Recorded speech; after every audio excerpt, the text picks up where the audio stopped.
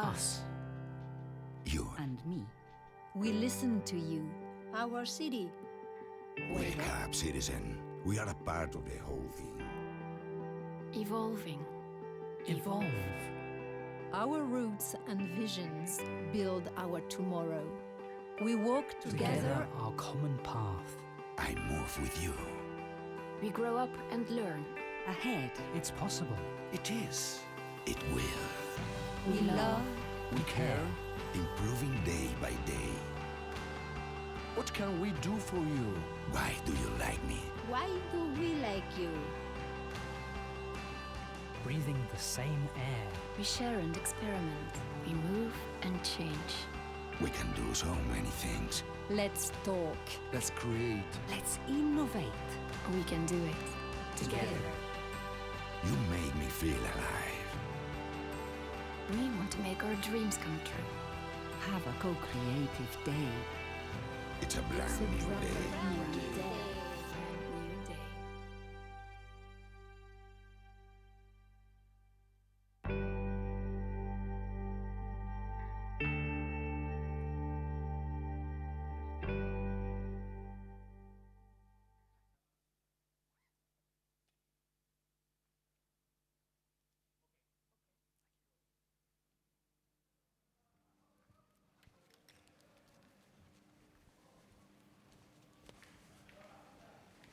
Good afternoon. Buenas tardes.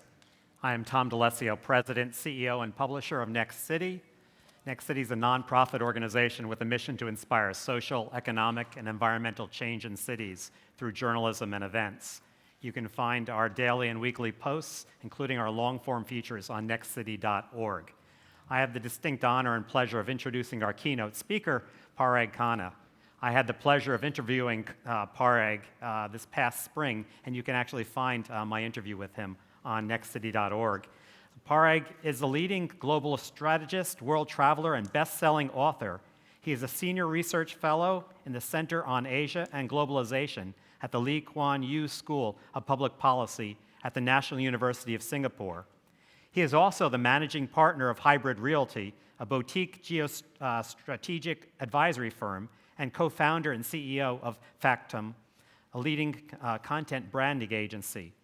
His latest book, Technocracy in America, Rise of Infostate, will be released this January 2017.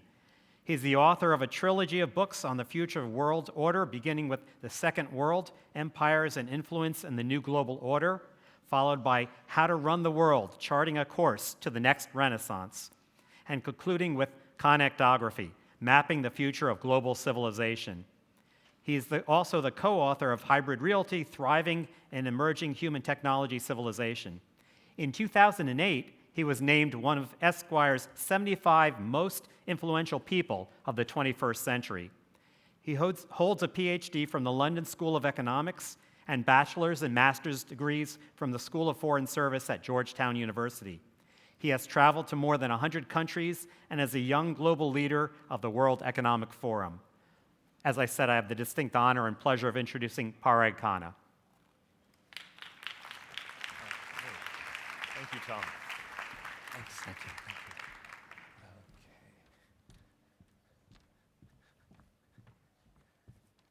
Good afternoon, everyone. Buenas tardes. I'm absolutely delighted to be back here. It's been a couple of years, but this is a meeting not to be missed. It's a fantastic conversation, one that I see is getting bigger every year. When I walked into the building this morning, I thought to myself, there's so much energy, there's so much focus, whether it's the cities that are present or the companies, on the mission, on the task of building cities for citizens, that you wouldn't really have noticed what has happened in the United States with the election and so forth. And that's the way it should be. We should really be focused on the centers of the world population and on the task and the challenge of building better cities for the world's billions of people. And so this is really the central place to do that, so I'm honored to be back.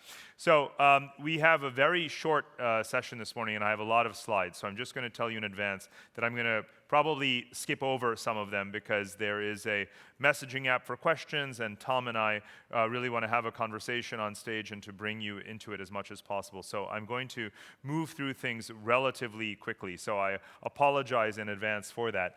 I want to focus on this theme of making cities more connected, and that is internal and external. Why does the world need more connected cities? Because connectivity is truly, in my view, the most revolutionary force of the 21st century. It has brought on top of it all of the globalization of benefits, the optimization of the world's division of labor, the inclusion of cities into the global economic system. All of that rests on the foundation of connectivity. And that connectivity is a physical thing. It is transportation, it is energy, it is communications, and it is all of the world's highways and railways, oil and gas pipelines, and fiber optic internet cables. All of that connectivity is a physical thing, and we don't have enough of it, actually. We take it for granted, first of all. It's ironic. We take it for granted, but we don't have enough of it. And that's the paradox of focusing on building connectivity and its relationship to the centers of the world population, cities. The world connectivity build-out, though, the world infrastructure build-out is happening so quickly that I'm mapping it in real time. It's not just in the maps that are in the connectography book. It's also now on a website that we've created with the Harvard Center for Geographical Analysis. So you can go on this website and you can toggle around, you can move around, and you can switch on and off different infrastructures and see what are the connectivity corridors between cities, but also what are the gaps. And where are they in transportation, in energy, and in communication systems? And every time we get new data around infrastructure projects that promote connectivity, we put them and embed them into the map. So I encourage you to look at that. The fundamental point about a world that is getting more connected, especially cities, is that it helps us evolve from a world of simply natural geography or political geography towards functional geography. And functional geography is something that is newer for us to explore because it is the manifestation of all of this connectivity.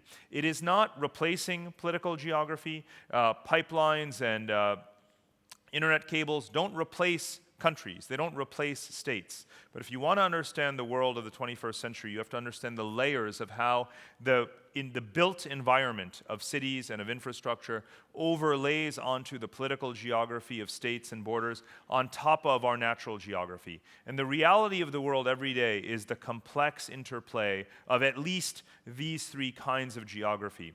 But all of the maps in your walls, in your offices, and in the classrooms of your children are usually the second one in the middle, political geography. We teach our children that it is natural for us to be divided into these different nations and boundaries. Why do we teach them that when we are busy building a world of immense connectivity in which we can actually claim new kinds of identity, new kinds of associations, new kinds of linkages, but we don't map it? And because we don't map it, we don't appreciate it. And my task, my mission, if you will, is to get people to think more in terms of functional geography than our traditional kinds of geography. And that happens most of all because of cities. There's a lot to explain on this map, but let me just focus on how it's really a historical map. It's about the world since the 1950s when cities or countries began to realize that in order to be connected to the growing global economy, to global trade networks, they needed to create special economic zones. They needed to liberalize their economies, to attract foreign investment, to be part of the world's supply chains in manufacturing or in other areas, and therefore to get connected. And whereas in the 1950s, there were only about 4 or 5 special economic zones, you may be familiar with the story of Shenzhen in southern China, or Mauritius, or the Dominican Republic, places that attracted investment and got connected to global supply chains. But today, there are more than 4,000 special economic zones in the world today, because that is happening because countries are saying that we need to get our people connected. We need to relocate them or encourage them to move into places where there's going to be investment, where they can build skills and earn wealth. And countries have become so wealthy, the emerging markets. When you hear the term emerging markets, you think of China and India, and you think, well, they're just growing because they have a lot of people, so it was natural. Well, it's not natural. It was political. It was a political act and a commercial decision to say, we need to change our economic structure, we need to be part of the world economy, our people need to be connected, and they need to be located in cities that are going to be zones of connectivity. A very conscious process over the last 50 years has brought us to a world where we had, again, just a handful of these zones to thousands and thousands of them. And that is perhaps the most important new feature on the map of the world, is the rise of new cities as these economic nodes and hubs. And the vast wealth that is generated and the spillover effects that happen within economies are much of the driver of economic growth for the geographies that represent most of the entire world's population. So I'm studying how this functional infrastructure, this functional connectivity is being built over on top of political boundaries. And I give you some examples. 20 years ago was approximately when Hong Kong was handed over from British sovereignty to China. And since that time, the Pearl River Delta region of southern China, even though there's so much tension still today, if you turn on the news, I'm sure you're seeing that there's tension between Hong Kong and Beijing, right? Political tension over the governance of Hong Kong. At the same time, functionally, they're growing together into this one mega urban cluster, if you will. And by some estimates, it will grow to a population of 75 million people by the year 2030. Its GDP is projected to rise towards almost $2 trillion. So if you were to zoom back and look at a globe, you wouldn't even see this little space. But it will soon have 75 million people and a GDP of almost $2 trillion. To put it in perspective, that's larger than the GDP of India, right? So connected cities, or places where you have dense infrastructure, where you bring together a lot of people, you have urbanization, human capital, connectivity to global supply chains, you can generate enormous, enormous wealth and obviously benefits for the people in that region. So that is the Pearl River Delta region. The same thing is happening in the southern tip of Southeast Asia and Singapore. Singapore is a tiny country with only 5 million people. It has very little land. It has a very small labor force, but it has a lot of money. Its neighbors have a lot of land and a lot of labor, but not as much money. Economics is, to some degree, about the optimization of land, labor, and capital.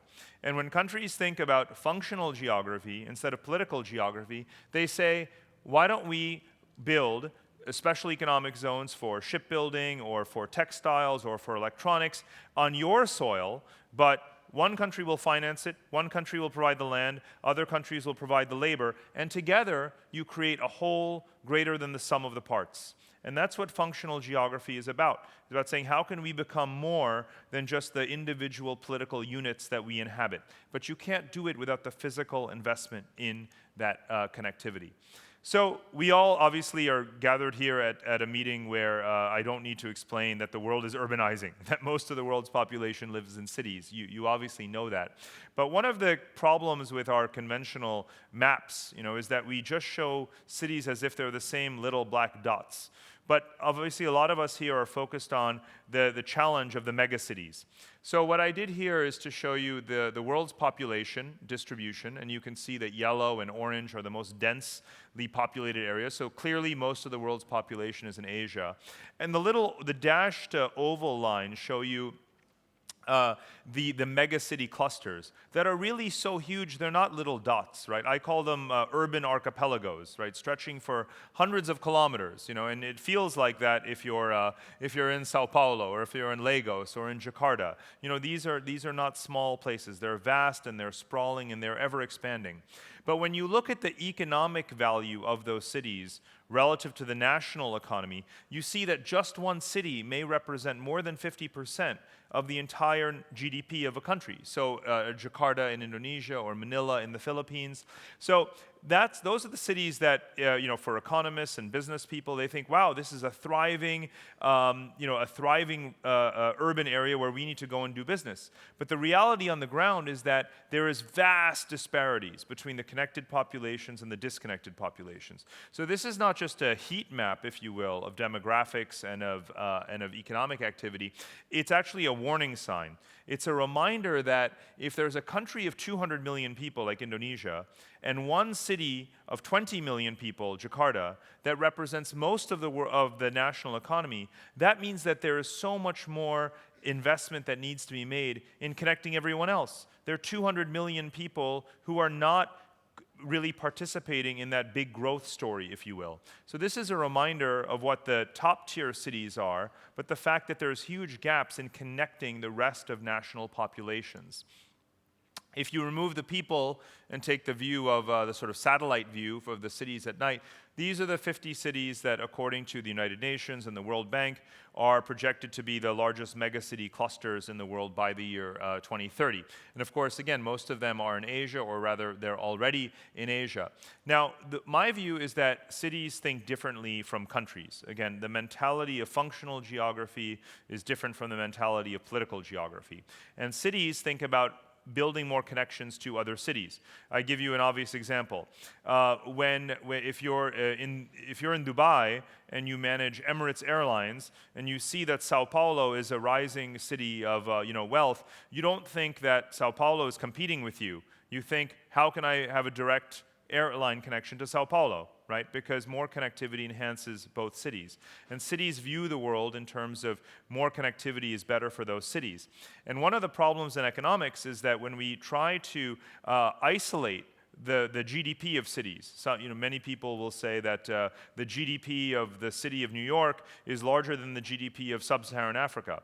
That's fine, but what's more important and difficult and complicated to figure out is just how much of the GDP of New York depends on connectivity internationally. Not just the goods and services that are produced there, but the fact that there are financial connections, travel and tourism connections, all the business and trade linkages that that city has with the world. And cities are out to maximize their international or connectivity to other cities, whether it's cities in their own country or cities internationally, because they know that that is a big part of what makes them grow. But we have a very hard time quantifying that, and that's an area that I think requires a lot more work.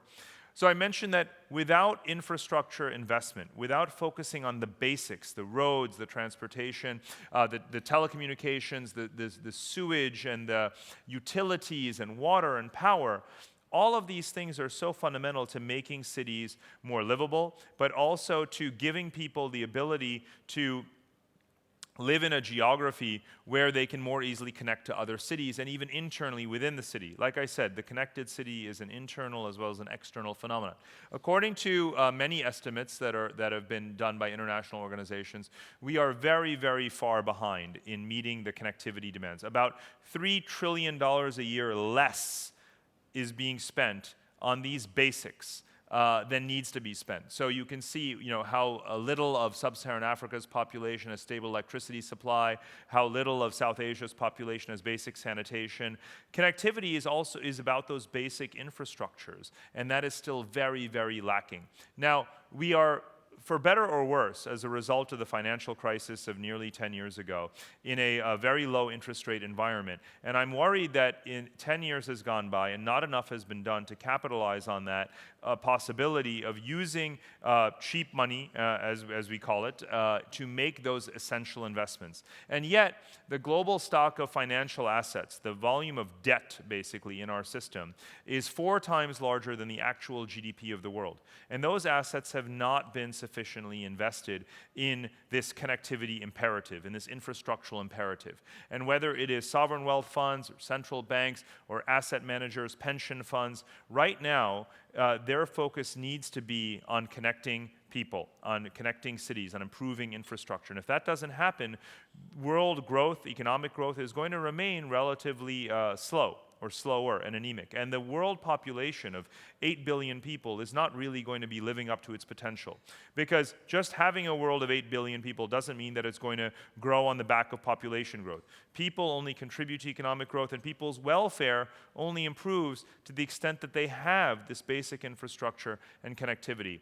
And if you think about the political backlash, whether it is Occupy Wall Street or the Brexit or Donald Trump's election last week, this gap that people see between the elite in prominent cities and financial centers versus the rest, the gap between Wall Street and Main Street. And every country in the world has its own equivalent of the gap between Wall Street and Main Street. You only bridge that gap. And now, with the election of Trump, we all appreciate how big and how politically powerful that backlash can be. But you don't overcome that gap unless you invest in basic connectivity and create a level playing field of access for people. Most megacities in the world already have that problem in a big way. So I showed you on the previous map just how disconnected megacities can be economically, or populations within them. Because when you travel to megacities today, you find that they're not one thing. They don't have one particular style or characteristic. They are industrial in some areas. They may have one nice central business district. They may have vast stretches of housing estates. They have huge slum areas. They're very medieval, actually, in their stratification. This is what most of the world actually looks like. When we move into this megacity world, it's not exactly a pretty picture, right? Otherwise, we wouldn't all be here talking about how to focus on the citizen. Well, this is what billions of people around the world are experiencing, is tremendous amounts of inequality. And this is one rendition of where most of the world's population is concentrated in urban environments and geographies where they have basically just survival or basic levels of infrastructure, right?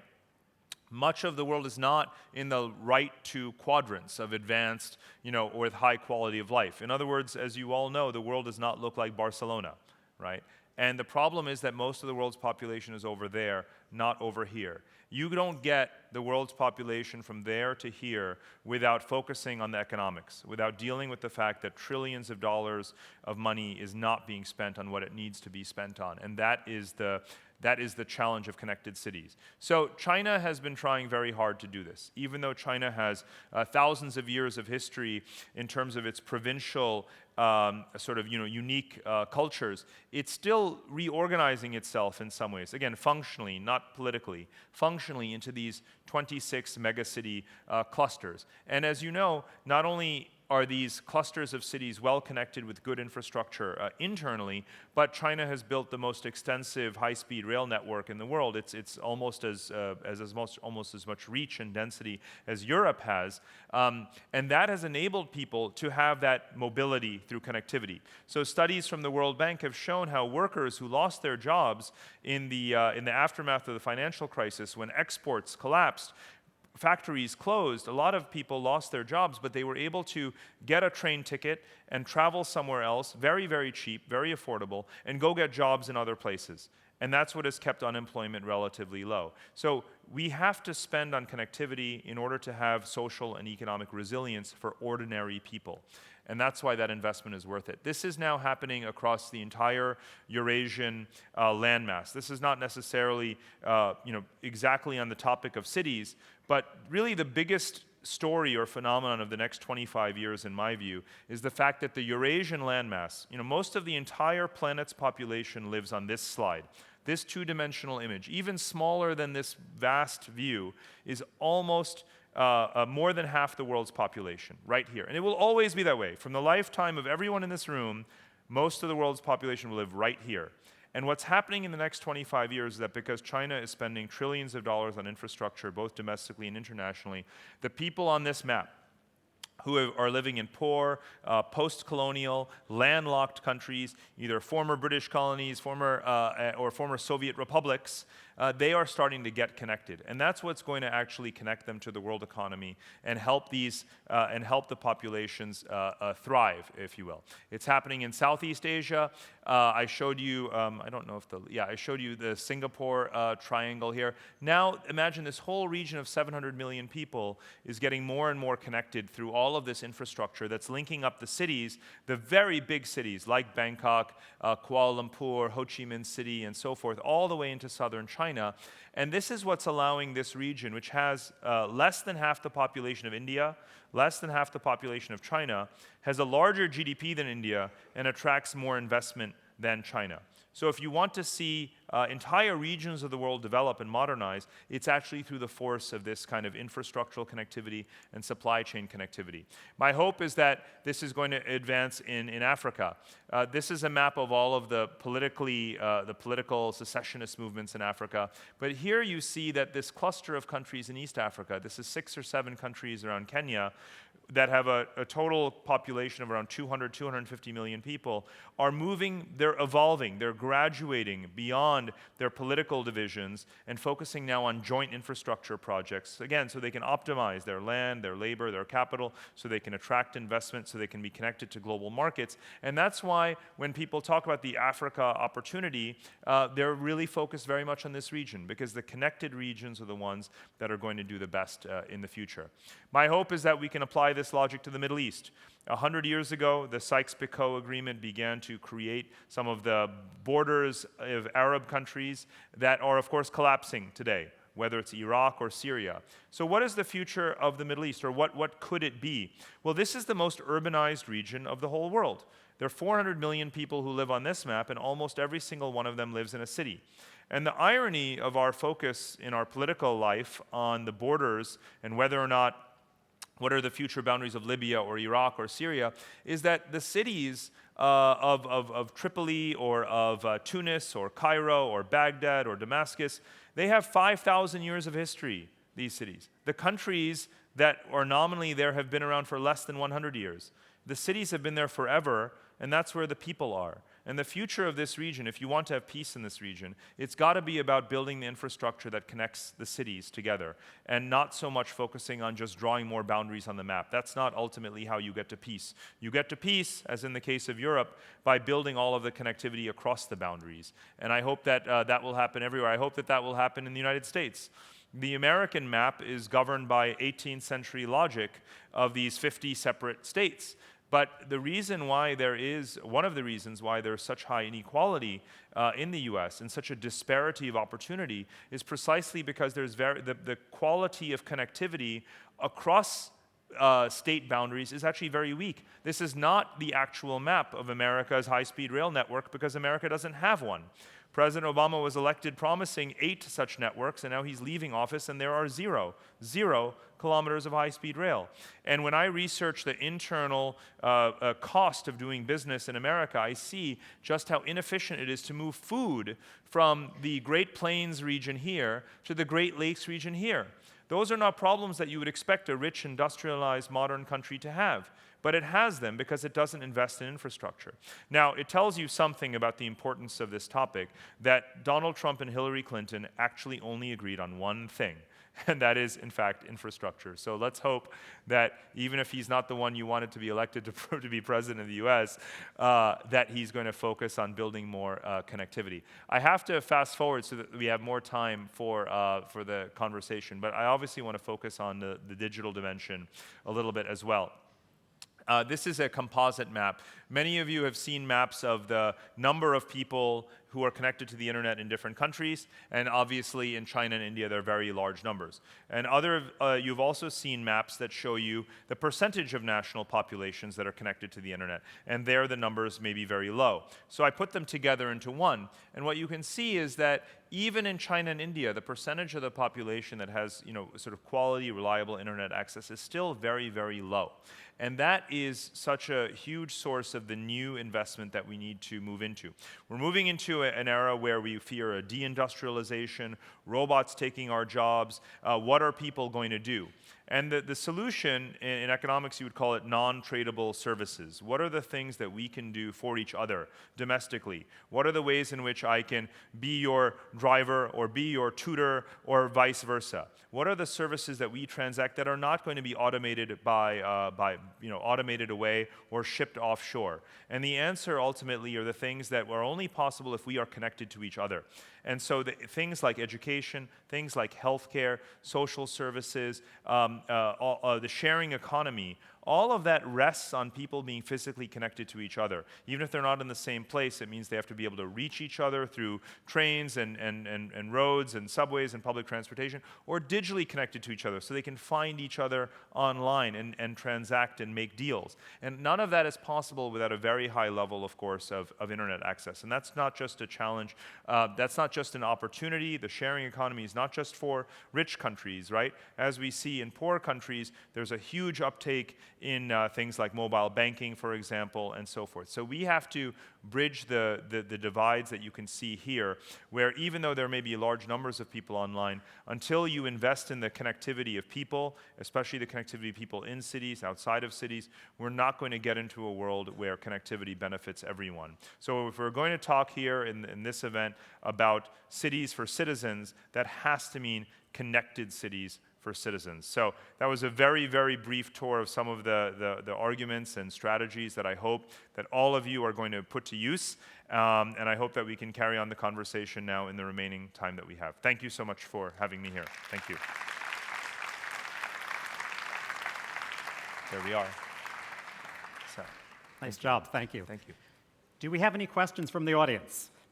There are microphones that are set up. We welcome questions. And as folks are coming up, I'd like to start off with a question to Parag as we go through. We also have the ask and vote, and we encourage folks to do that. Moving from the slum lifestyle to the eco-village lifestyle, also known as linear growth-based economic model, is this the only path to broader connectivity, or are there other paths? Well, I mean, physically moving from the slum to what we see happening is the sort of, I guess you could call it slum transformation, right? It's not necessarily linear, but it's about increasing the quality of the shelter or of the basic services. So we know that with lower cost materials, for example, we can actually provide adequate shelter. That's obviously better for the actual health and welfare of the people living in these places, and we can do that at lower cost. I don't consider that linear one way or the other. I just consider that the right way to optimize resources and improve quality of life. And that's what we need to start to do by applying technology and obviously, with a lower carbon footprint to the geographies where billions of people are living. As we look towards the future, we've just experienced an opportunity where the New Urban Agenda was adopted in Quito at Habitat 3. Right. The future is in cities. What message would you give to mayors in particular to help advance the idea of a new urban agenda and the idea that the future really is cities? One of the things that I find most promising, I don't know if we can put the slides back, but it's what I call diplomacity, right? The diplomacy of cities. And you're all familiar with the C40 initiative, which mayors of major cities have pledged to reduce their carbon emissions. And how are they doing it? It's not just through individual efforts, it's through the learning network.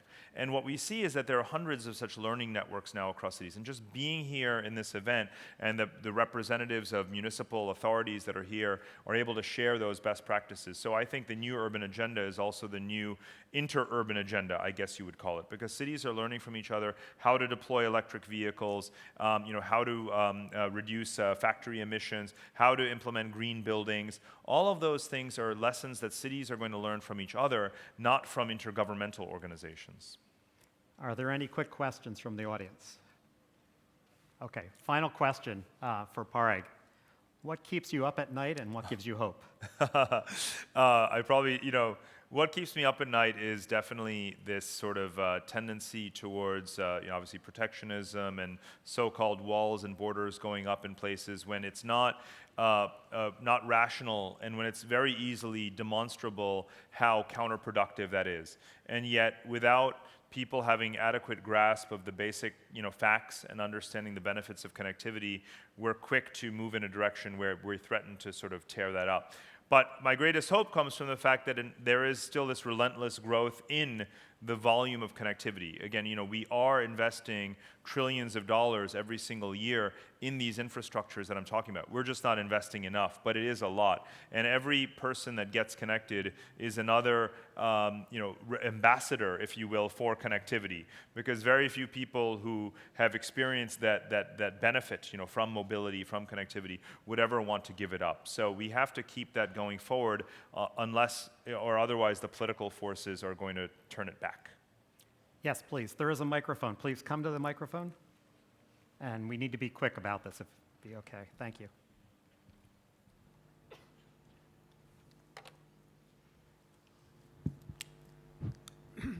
So Parag, the digitization process was actually supposed to lessen the pressure on cities because the opportunity would be now equally available to anywhere in the world, or let's say between cities and villages.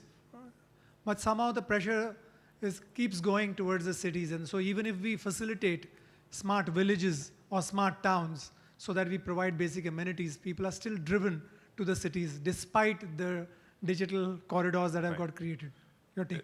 Okay, and if we can take the other Sure. question, and then we'll have two quick answers. Sure. Yes, please. Hi, Parag. It's Tzvi Weinstein from Israel. My question is, or maybe a better explanation, it sounds that you like the connectivity of mega cities. Is there a limit of size for mega cities to function well, to give all the social, economic services for the inhabitants? Thank you. I'll take the second one first. I mean, we shouldn't think megacities, as I've tried to depict them here, based on the satellite imagery and the demographics, are so big that they shouldn't be thought of as one place. And we have actually come up with new names for some of them. So in China they redistrict and rezone them because they're getting bigger and bigger. So I think that there is not one breaking point in size. It's about distributing the services across that geography. And there are very substantial corridors of urbanization where the fact that they're large doesn't mean that the quality of life is getting worse. So again, the Pearl River Delta region has such a dense infrastructure connectivity from Hong Kong all the way up to Guangzhou. The quality of life there is not getting worse just because it's big. So we do have the tools, the technologies, the engineering, the ability to do the housing and the healthcare and the transportation to make it possible for big cities to be livable. So we should not feel that just because they are big, they are suddenly going to become unsustainable. That's simply not the case. They may be suboptimal if they become too dense, and if there's too much congestion in just one central district. But the smart way to approach it is to think about these city clusters having multiple districts and dissipating their populations. That's what they need to do. And because that's doable, it's simply false that they are destined to collapse.